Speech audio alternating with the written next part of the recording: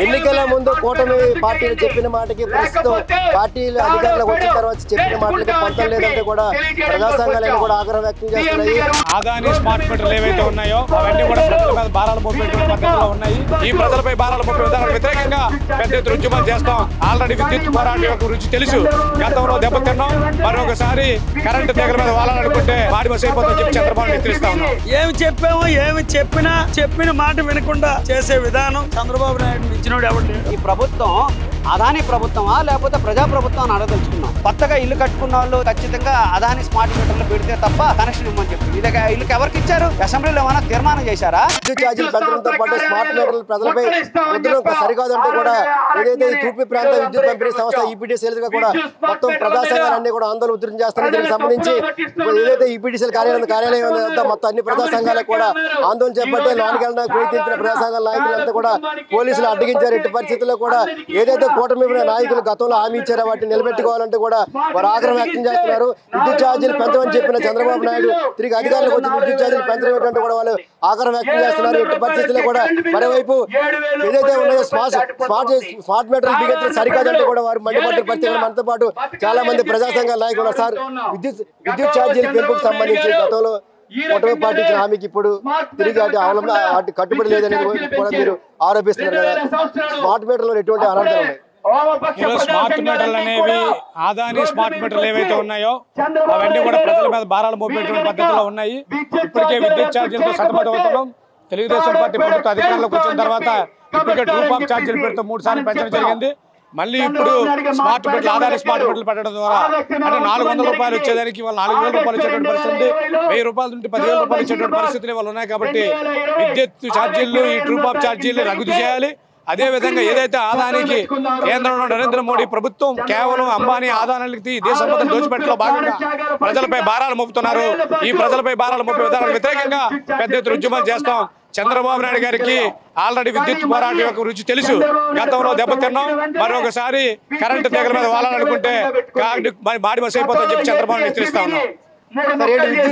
గతంలో కూటమి ప్రభుత్వం వస్తే విద్యుత్ ఛార్జీలు పెంచమని చెప్తున్నారు. ఇప్పుడు మరి దానితో పాటు స్మార్ట్ మీటర్లు పెంచడం వల్ల ఇబ్బంది కలుగుతుంటారు. ఎటువంటి వైసీపీ ప్రభుత్వం చాలా అన్యాయం చేసింది.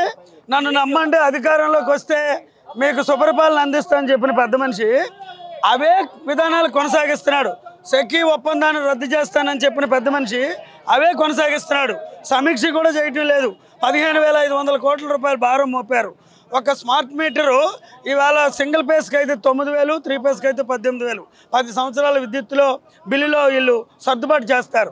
ఇవన్నీ ఒక ఎత్తు అయితే ఏమి చెప్పామో ఏమి చెప్పిన మాట వినకుండా చేసే విధానం చంద్రబాబు నాయుడు మించినోడు ఎవడు లేడు. చంద్రబాబు నాయుడు గారు ఒకటి గుర్తుపెట్టుకోవాలా, 2000 సంవత్సరం మీరు బతికే ఉన్నారు కదా, ఇప్పుడు బతికే ఉన్నారు.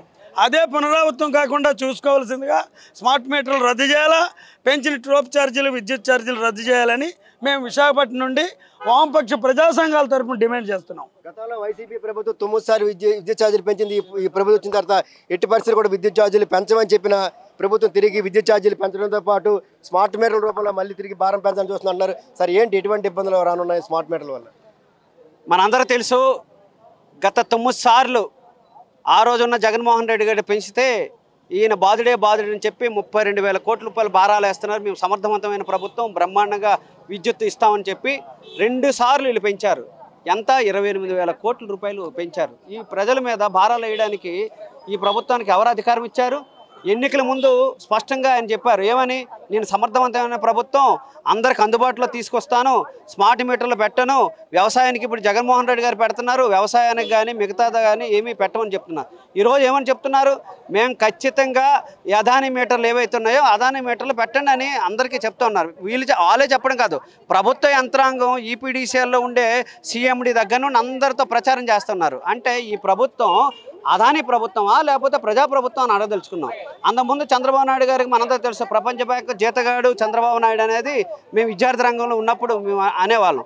ఈరోజు వచ్చేసరికి అదాని జీతగాడిగా మారిపోయే అనుమానాలు వ్యక్తం అవుతూ ఉన్నాయి. ఎందుకంటే ఒకవైపున విద్యుత్ సంస్కరణల బిల్లు 2020లో తీసుకొచ్చినప్పుడే ఇది రాష్ట్రాల యొక్క ప్రయోజనాలు నష్టం వస్తాయనేది స్పష్టంగా చెప్పాము.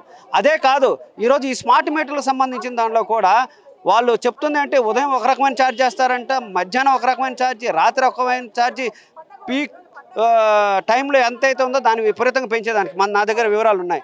ఒక చిన్న షాప్ పెట్టుకున్న ఆయన అంతకుముందు 200 రూపాయలు వచ్చేది 17,000 రూపాయలు బిల్లు వచ్చింది. మరి ఇలాంటి బిల్లు వస్తే చిన్న చిన్న వ్యాపారస్తులు, బేకరీలు, అట్లాగే పాన్ షాపులు నడిపేదానికి అవకాశం ఉంటుందా? హోటల్ నడిపేదానికి అవకాశం ఉంటుందా?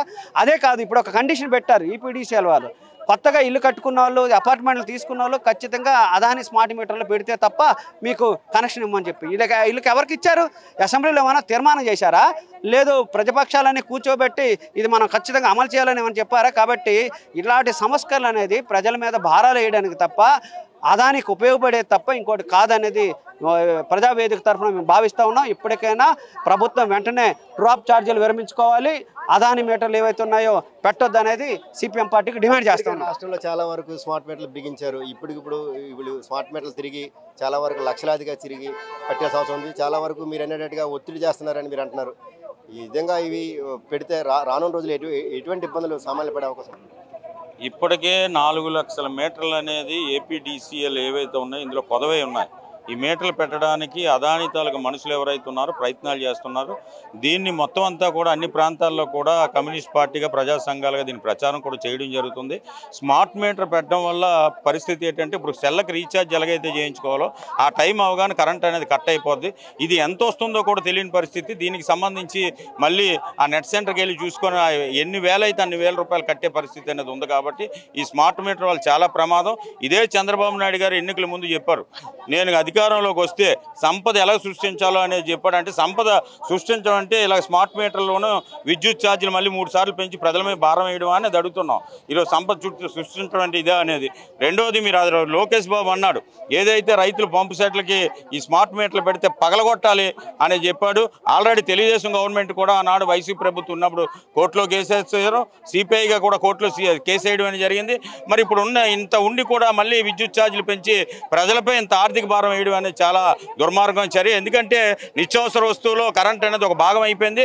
ఒక అరగంట ఫ్యాన్ లేకపోయినా ఉండలేని పరిస్థితి ఉంది. కాబట్టి దీనికి సంబంధించి స్మార్ట్ మీటర్లు అనేది మళ్ళీ పెడితే ఇల్లంతా కూడా అంధకారంలోకి వెళ్ళిపోద్ది. కాబట్టి పాత రోజులు ఏదైతే ఉన్నాయో దీపం బుడ్లు పెట్టుకొని దీపం బుడ్డు పెట్టాలన్నా ఈరోజు కిరోసిన్ లేదు. ఎటువంటి ఆందోళన భవిష్యత్తులో మరి స్మార్ట్ మీటర్లు ఇప్పటికే సగం వేశారు, భవిష్యత్తులో ఎటువంటి ఉద్యమాలు చేయబోతున్నారు దీనికి సంబంధించి? గతంలో చూశారు చంద్రబాబు నాయుడు 2000లో ఏదైతే విద్యుత్ ఉద్యమం అనేది సంవత్సరం కాలం పూర్తి కాలం సుదీర్ఘమైన పోరాటం జరిగింది. బషీర్బాగ్లో పెద్ద ఎత్తున ఆందోళన చేస్తే ముగ్గురిని మరి కాల్చి చంపడం కూడా జరిగింది.